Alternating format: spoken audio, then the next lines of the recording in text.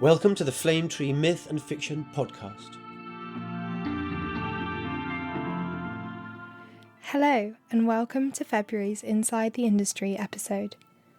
This week, we are speaking to an author who has been described as Britain's most respected living horror writer by the Oxford Companion to English Literature, Britain's greatest horror writer by the Waterstones Guide to Books, and by Stephen King, who is often regarded as the most famous horror writer of our time, even said, "Good horror writers are quite rare, and Campbell is better than just good." Very few can boast a more stacked introduction than Ramsey Campbell.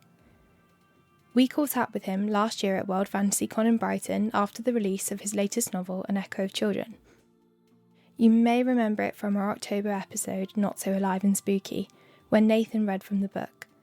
I've linked it in the episode description for those of you who would like to revisit it. Now, just a few frequently asked questions that I think may come up from this discussion for those of you who may not be familiar with Ramsey's work or the horror genre more broadly.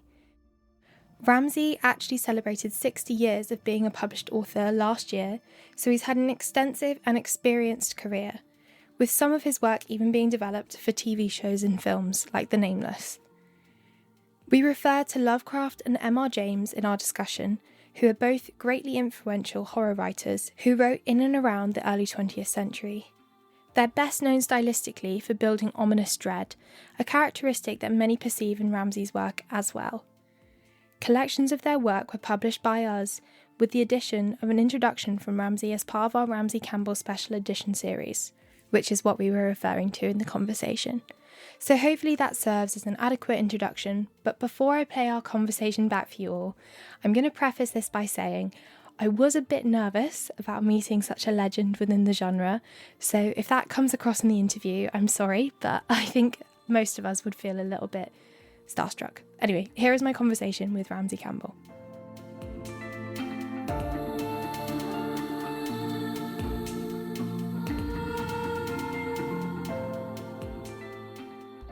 So I'm here with legendary horror author Ramsey Campbell. And yeah, he's going to tell us about his new book, An Echo of Children. So would you mind telling our listeners what An Echo of Children is about? Yeah, well, I've come to describe it as the anti-exorcist. I mean, you know, I like the book, I very much like the film in its own term. It's a very well-made horror movie. But I also think it's medieval claptrap, basically. You know, the whole notion of people being possessed, particularly young people being possessed, I find disturbing in altogether the wrong way. And I actually think in The Exorcist, Regan, you know, it's a sort of caricature of adolescence. You know, she starts swearing, she discovers her own body, she becomes, you know, she becomes antagonistic to religion, all this sort of stuff, and misbehaves generally, you know.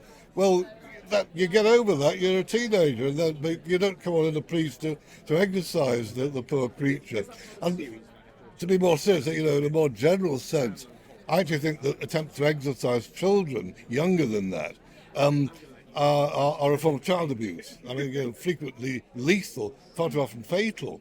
And this is at the core of the book, the idea being that it's a seaside town in England called Barnwall, which has indeed been the site of a lot of mayhem involving children from the Viking era onward, or even earlier than that. And it has now come to focus in the recent past, and a couple who are obsessed with the notion that their adopted child is possessed, and the horrors that come out of that.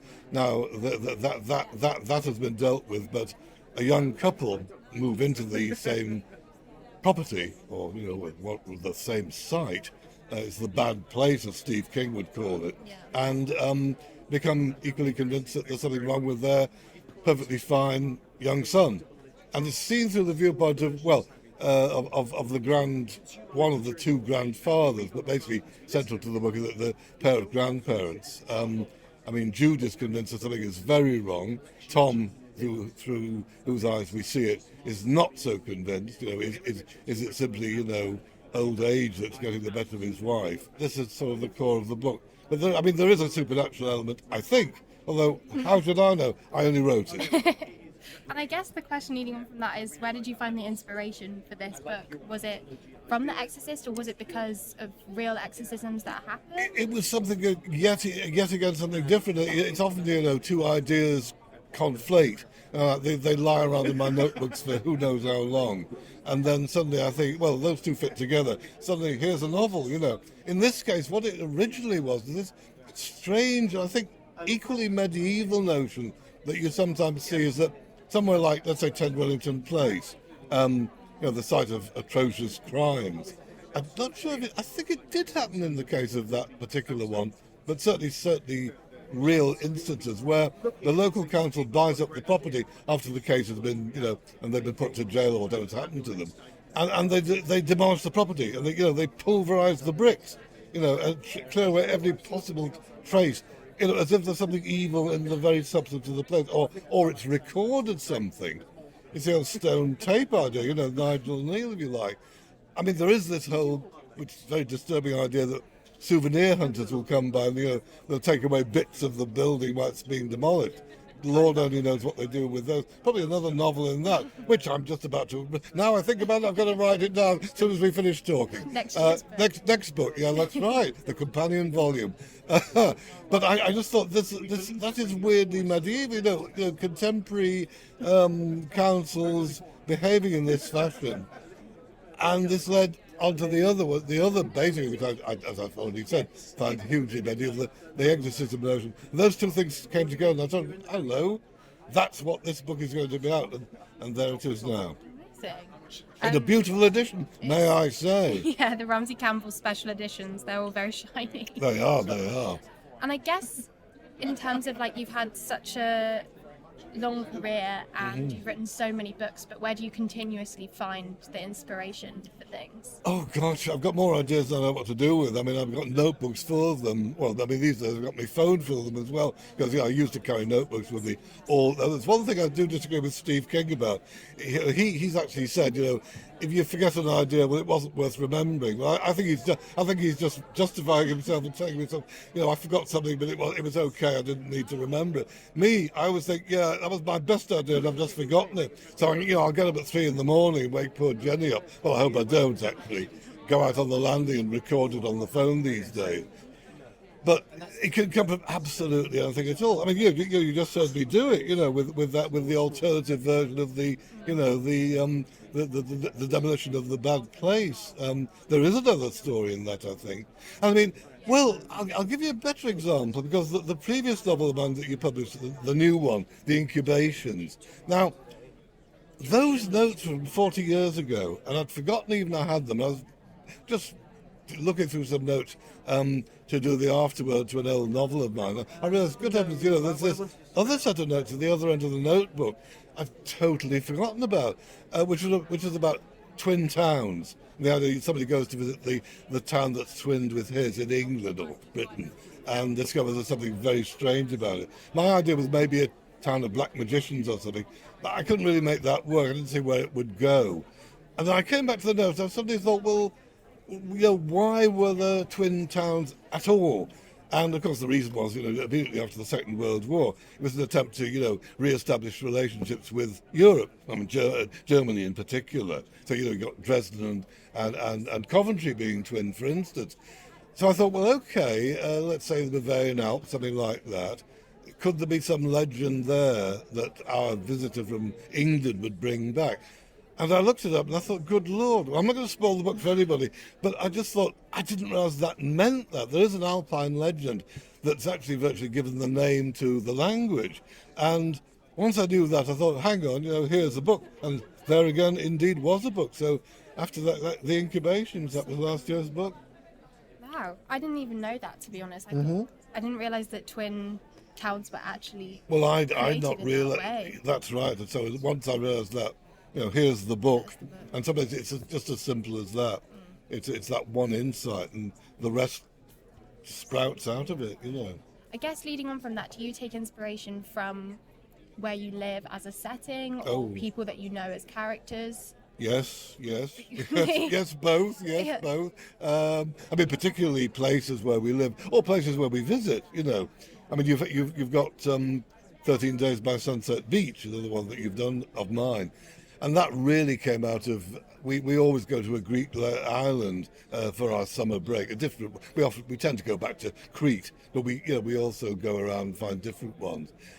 And actually, this is a good example again of an idea, where the idea came from. We were on Zante one year, and we had an early pickup for a jeep safari, going off rough terrain, that sort of thing. In fact, with a driver driving, and we were the first on. And we went through one of the sort of Club 1813 resorts about, 6 in the morning, and there was nobody except, the occasional person clearing up broken glass in the tavernas and the bars, And the driver said, well, they only come out at night.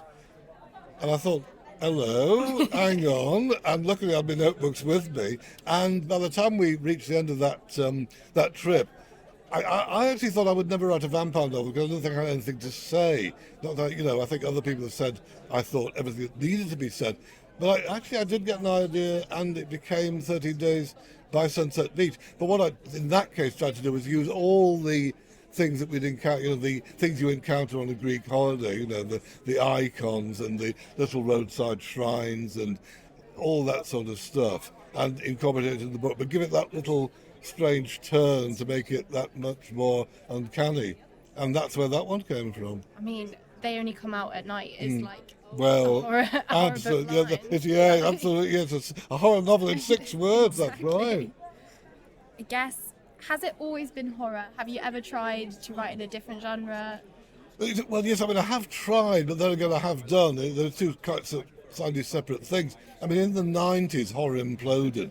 All of a sudden it was no longer a commercial proposition, and no publishers wanted it. Well, there were small presses, but my publishers didn't want it. And my then agent, Carol Smith, British agent, said, well, look, you've got to start writing something more like crime fiction. Write like Thomas Harris. Well, I can't write like Thomas Harris. I can only write like Ramsey Campbell. But so I did chivvy away at 3 o'clock in the morning at ideas for a novel. Eventually came up with one. But the thing is, I had written crime novels before and since. I mean, well, let me think. Well, Somebody's Voice. That's yet another Flame Tree book of mine. I mean, that's essentially a crime novel. It's not supernatural, but that came naturally. And there's the difference between that and being virtually forced to do it. And it wasn't. I mean, I can only write what engages my imagination. Otherwise, it's just hack work, and I can't do it. As simple as that, I can't do it. And so it was only that for The Last Voice They Hear, the ones I did at my agent's behest. And I wrote about 3 chapters, and it felt pretty clunky. And then I kind of engaged with it. It came to a scene that felt more like something I might have written anyway, or I found the way into it. There was, the way I could do it. And from that point on, the thing picked up. But equally, as I say, I've written, Somebody's Voice is a good example. It just was the idea came along. And I thought, I think there is this to it, also that I've written crime fiction. I've written very little science fiction, and almost all of it's very bad. A little bit of fantasy, rather than horror, not sword and sorcery type of fantasy, which I quite like doing. I've only done half a dozen of those. Crime I have done, a fair amount of. But it's because I think, I'm now capable of writing that. I've learnt the skills necessary to do that book. I've also written, I'll have you know, a study of the Three Stooges. So there you are. So the answer is yes. Yes, I have. Yeah. I guess, I'm trying to think what else I wanted to ask you. In a writing career of 60 years, what would you say has been the highlight so far? Oh, meeting Jenny, my wife, best thing in my life. Also my first reader, and first who says basically, that you missed them. Oh, the continuity lady as well. Things I've missed. But equally, I don't know really. I've given me lots of awards. That kind of makes me feel I must be doing something right. Because, I finished a new novel and sent it off to my sainted agent, John Jarrold, and I always think either he's going to say, you've done this once too often and you're repeating yourself now, so they've had enough, or he'll say, this is so much like something, or so little like what we expect of you, I don't think we can handle it. And it's not till he actually says, well, no, I like it. And I think, oh, thank God for another year. Of course, he could just be being kind, who knows? No, I hope not. In the Ramsey Campbell special editions, you've got an M.R. James and an H.P. Lovecraft short stories that you've written the introduction for. Yes. How much of a bearing would you say that they've had on your own writing? Oh, absolutely huge. Lovecraft now, I know everybody listening will be surprised if they don't know this, but by 1960, there had never been a single British paperback of Lovecraft. And, I found the very first one when I was 14. I read it in a day, and it completely changed my attitude to writing. I knew I wanted to do this cosmic horror, basically. And also, that was what I started out very, very slavishly imitating Lovecraft. I had already been writing, but this gave me a focus, something actually to model myself on. Too closely, basically. Eventually I was able to, with editorial help, August Derleth at Arkham House, I was able to step back and look at it more objectively and see, the great things about Lovecraft, apart from the cosmic, sense of cosmic terror, but the sense of structure, this very careful structure in his best, and the modulation of prose. There's this, there's this misconception that, it's all purple prose. It's not. It's very, very sober prose that very gradually escalates. Fritz Leiber said, it's orchestrated. It's a great way to put it. So that was one thing. And M.R. James was, an absolute genius for, giving you more dread in a sentence, even a phrase sometimes, than most of us can do in a paragraph, And it's that amazing succinctness that gives the intensity of supernatural terror. And that for sure was something I tried to learn from as well. So, they're both, as far as I'm concerned, still absolutely crucial to the field. I guess a question for people on the podcast who might not necessarily be massive horror fans. If they wanted to get into horror and wanted a book of yours to try for the first time, what would you recommend? I think probably An Echo of Children, it's worth pointing out, I think, that it's a very oblique book. There's no graphic horror in it. And there's a sense of horror for sure, at least I very much hope there is. But I really didn't think there was any necessity to depict, terrible things being done to children. It's implied, and I think in a way that makes it more terrible. But I think good taste is paramount. I suppose that is the other thing I learned from M.R. James. Is reticence is better. Imply as much as you show, and that will engage the reader's imagination. I hope it will. It did mine. You have quite a lot of short stories published with us as well. Yes, you bet. Do you sometimes prefer writing short stories as opposed to novels? I don't think I ever prefer. I think if I had to have an absolute preference, it would be novels, simply because they generate more of a momentum, and they also have this ability to. What I like to do when I'm writing is surprise myself. I want to write something I didn't know I was going to write till I wrote it that day. And novels do that much more, I think. They tend to spring surprises on you. And if they do it to me, I'm hoping they do it to the reader as well. Yeah. Would you find you have less writer's block when it comes to short stories as opposed to... Oh, thank the Lord, I've never had writer's... I've once had writer's block. I had it once, back in the early 70s.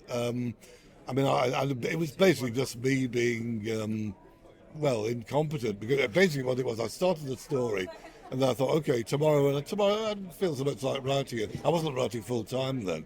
And the next day, still less so. And the day after that, and so it went on, 6 months, And the more I looked at it, the less I could write it, the less I could get back into it.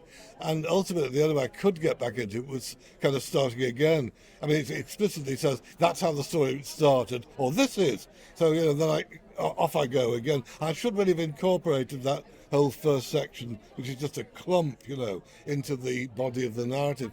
But I've actually left it there to remind myself, don't do that again. And the one trick I have learned, I've learned a few, I suppose, but the one crucial one I've learned over more than 60 years is I always compose the first sentence, at least the first sentence, before I sit down to write. In which case, I can't block because it's there ready to be written. I may very well rework it as I write it down, but the material's there. I think it's the lack of knowing where you're going that for me anyway, that's caused my writer's block, but never again. Our listeners will love that. Well, a lot of them are writers, so I'm yeah, sure they'll appreciate it. I know they do ask. Yes. Well, all I would say is it worked for me. Try it. Hope it works for you. I guess everyone will want to know, what are you working on at the moment? It never ends. It never ends. Well, you've already bought my next year's novel. It's a book called Ancestral, which is sort of almost the mirror image of An Echo of Children, because in this case, it's two families who in the distant past were hugely estranged, in fact, because the originals were occultists who were loggerheads and, attempted to do magical things against each other. And the families have gradually come together till eventually a young couple have got married. They've had a young son. But all the hereditary memory, including all the occult stuff, has now come to focus in him. And inadvertently, he's now rousing what had been called up in the first place. So that's what Ancestral is about. And here I'm at World Fantasy, and even now the book in progress comes with me. So I've been writing yet another novel called The Enfolders, which is about somebody who investigates a secret occult society, finds out too much, but by now it's too late. And the rest is the novel. It sounds great. I'm more excited to read Thank you, Bea. Thank you. And I guess, leading on from that, what's your favourite part of attending an event like World Fantasy Con? Oh, meeting friends, meeting other writers, meeting guys I've not seen for many years. But, good heavens, back in the first one I ever went to, the first World Fantasy Convention, I met and became friends with Robert Bloch and Fitz Leiber, Frank Belknap Long. They were friends of Lovecraft, the Lovecraft, of course, long gone, but they'd known him for years. And Mandy Wade Wellman, Carl Wagner, innumerable people, too many people to count. And now too many people to count again, including you and Nick and Olivia, because, I hadn't met you guys before. I knew Nick, but it's a great pleasure to meet you and a great pleasure to see you again. Thank you so much.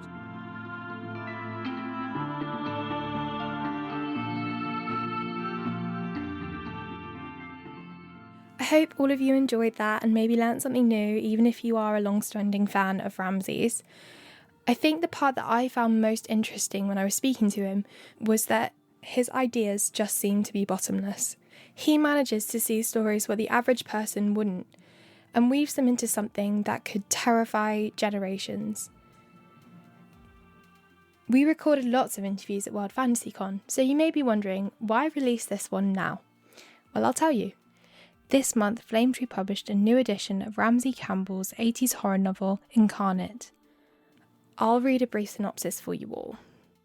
5 people take part in a study of precognitive dreaming, but the future they all dream of is a nightmare.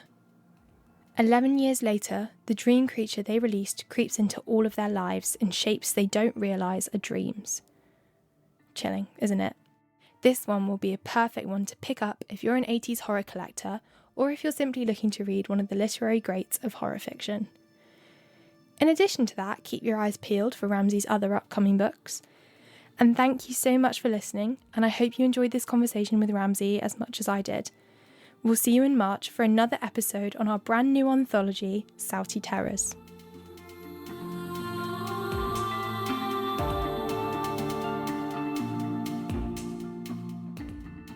Thanks so much for listening. We really hope you enjoyed this episode of the Flame Tree Myth and Fiction podcast and look forward to the next episode. Do recommend it to your friends. Goodbye for now.